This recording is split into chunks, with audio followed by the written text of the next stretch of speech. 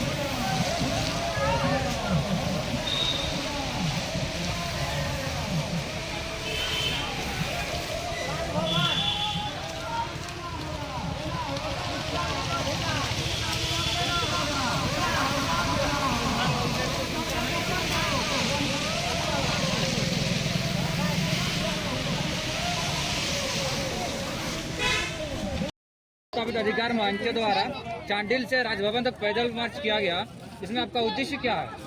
कि हमारा उद्देश्य सबको भली भांति पता है। हमें लगता है ना 84 में 116 गांव नहीं, जयराम दा के शब्दों से आज पूरा झारखंड जानता है कि चांडिल डैम विस्थापित को हक और अधिकार नहीं मिला।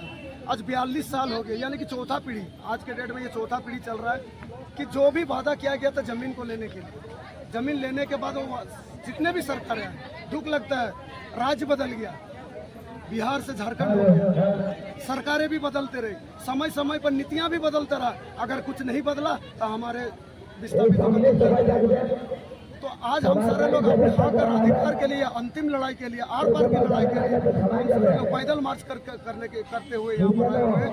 यहाँ आने के बाद हमें 1 बजे का समय दिया गया, जब हम सारे लोग राजभवन गए, बैठाया गया और महामहिम राज्यपाल के बदले में उनके पीए से हम लोग को बात करने के लिए रखा गया।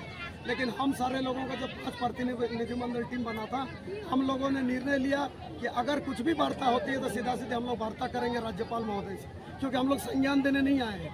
संज्ञान देने होता तो 2 लोग आके हम लोग दे के चले जाते। हमें वार्ता करना है कि आखिर सरकार तो नहीं कुछ किया, विभाग तो नहीं कुछ किया, महामहिम राज्यपाल इस विषय में क्या करते हैं। तो 4 दिन के बाद हमें डेट देने की संभावना है, तो उस डेट पे हम सारे लोग फिर से आएंगे और पूर्ण रूप से हम लोग वार्ता करने के बाद आगे का क्या निर्णय होते देखते हैं।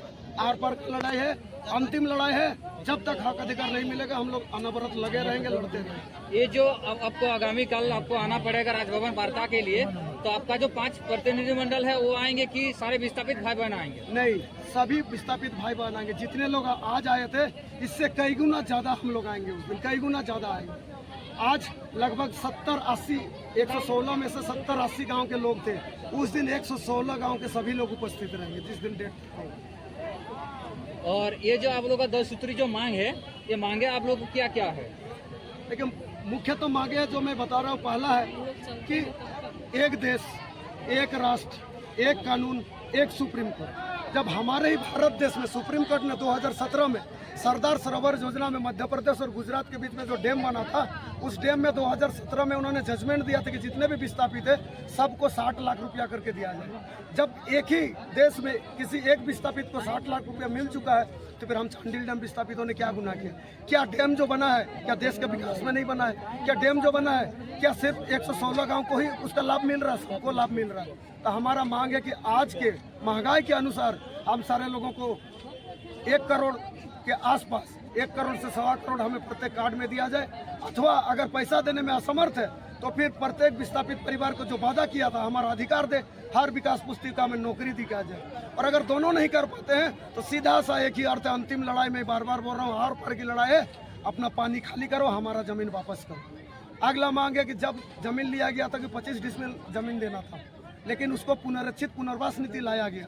हैरानी लगता है कि झारखंड बन के 23 साल हो गया, विस्थापित आयोग गठन नहीं हुआ, कोई विस्थापन नीति नहीं है। तो जब राज्य में ही कोई नीति नहीं है तो फिर नीति कैसे बन रहा है? ये नीति बन के हमारे हक को काटा गया, उसको 12.5 डिसमिल किया गया। हमारी मांग है फिर से 25 डिसमिल किया जाए। अगला मांग है हमारी कि आज 150 करोड़ का परियोजना था, ये परियोजना आज 1500 करोड़ का हो गया है। तो आखिर इतना पैसा गया कहाँ? सरकार का कहना है कि विस्थापितों को दे दिए हैं, और हम विस्थापितों के पास है कि हम लोग को मिला ही नहीं। तो पैसा गया का?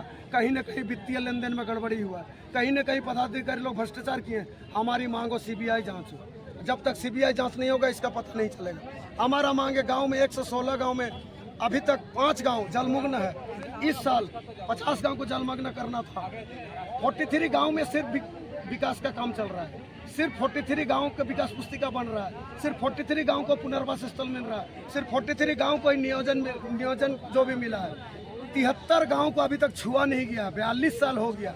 73 गाँव कोई छोटा गाँव नहीं होता है। अगर देखा जाए, अगर एकड़ की बात करें तो 43,500 यानी कि 43,500 एकड़ जमीन चला, यानी कि एक जिले के बराबर, और धनबाद जिला के बराबर विस्थापित किया गया है। तो रीसर्वे करें। अगर सरकार को लगता है कि दिए हैं, हम लोग भी स्वीकार कर लेंगे। आप धरातल पर आइए, आप विस्थापित गाँव में जाइए, आप रीसर्वे करिए, आप जांच करिए। अगर लगता है कि मिला है, हम लोग आंदोलन छोड़ देंगे, हम लोग नहीं करेंगे। स्वेच्छा से वादा करते हैं कि हम लोग गाँव खाली कर देंगे। लेकिन अगर जाने के बाद पता चल नहीं मिला, आपको 7 दिन का समय देंगे। 7 दिन के अंदर हम सारे लोगों का जितने भी समस्या को खत्म करना पड़ेगा। अगला मांग है हमारा कि पिछले वर्ष ट्रैक्टर घटना में कुछ परिवार, किसी का पैर टूटा, कोई मर गए, उन सारे लोगों को मुआवजा दिया जाए। हमारे ऊपर गलत एफआईआर किया जा रहा है। हमारे आंदोलन को डराने के लिए हमें गलत एफआईआर से लोगों को, हमारे बच्चों को, भविष्य को खराब करने का काम किया जा रहा है। हमारा कहना कि इन सारे जो मनमानी कर रहे हैं, अन्याय कर रहे हैं, ये सारा चीज़ खत्म हो। मुख्य तो यही मांगे हैं। एक और मांगे हैं, धाराचार। जब भी कोई जमीन अधिकृत किया जाता तो धाराचार के हिसाब से ही सभी को जितने भी सुविधा है मूलभूत दिया जाता है। हमारे चांडिल डैम में 84 मौजा में 84 धारा लगा दिया है। 2014 में ईचागढ़ प्रखंड के जामदोहा गांव में, उदल बंधु पंचायत में जामदोहा में 2014 में धाराचार लगाया। अब धाराचार लगने के वजह से वहाँ पर 2014 तक जितने लोग 18 साल के हुए, सारा चीज उन लोग पा रहे। क्या गुनाह किया है जानूम पलास ने, क्या गुनाह किया है ईचागढ़ लोग, क्या गुनाह किया कुकड़ू वाले लोग, क्या गुनाह किया निमडी वाले लोग। एक ही परियोजना, एक ही डैम, एक ही नियम, एक ही सिद्धांत क्यों नहीं, एक ही कानून क्यों नहीं? किसी को आप आज के डेट में पैसा दे रहे हो, किसी को 25,000 रुपया देकर बोलते हो कि सारा मुआवजा मिल चुका है। किसी को 75,000 रुपया दे दिया, बोलते हैं कि आप सारा मुआवजा मिल गया। किसी को 1,80,000 दे दिया, बोलते सारा मुआवजा मिल गया। किसी को आज के डेट में दे रहे 6,57,000, वो भी 2012 का रेट का पैसा आज दे रहे। नौकरी के बदले में 2,25,000 पैसा दे रहा। जो नौकरी करता पूर्ण जीवन में कहीं न कहीं 1 करोड़ से 1.25 करोड़ अपने जीवन में कमाता है। और अगर गलती से बाय मिस्टेक मर गया हो तो फिर उनके बच्चों को नौकरी का प्रावधान है। लेकिन हम सारे बाकी लोगों को जिसको नौकरी नहीं मिले उसको 2,25,000 रुपया पकड़ा रहे। क्या ये न्याय है? क्या ये हमारे साथ उचित न्याय हो रहा? नहीं हो रहा।